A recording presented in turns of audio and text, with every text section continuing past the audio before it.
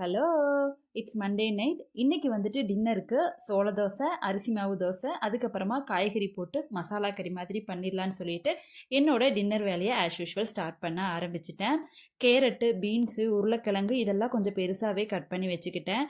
தேங்காய் பேஸ்ட்டு இதெல்லாம் அரைச்சி ஒரு குக்கர்லேயே வந்துட்டு எல்லாம் போட்டு ஆட் பண்ணி நல்லா கறி டைப்பில் வந்துட்டு அதை பண்ணி தனியாக எடுத்து வச்சாச்சு. கொஞ்சம் வெசல்வாஸ் வேலையும் வந்துட்டு ஜாஸ்தியாக இருந்தது அப்படிங்கிறதுனால சைட் பை சைடாக எல்லா வேலையுமே கம்ப்ளீட் பண்ணிடுவேன். 6 to 7க்குள்ளே வந்துட்டு என்னோட வேலையை நான் முடிச்சாகணும். ஏன்னா சஷ்வந்த் குட்டி 7 o'clock வந்துடுவான்.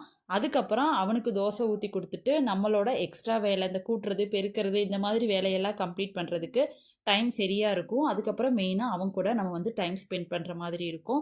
ஒரு பக்கம் பாலை வந்து நல்லா காய்ச்சி வச்சுருந்தேன். அது ஆறுனதுக்கப்புறம் ஆடை திரண்டு எம்மியாக வந்திருந்தது.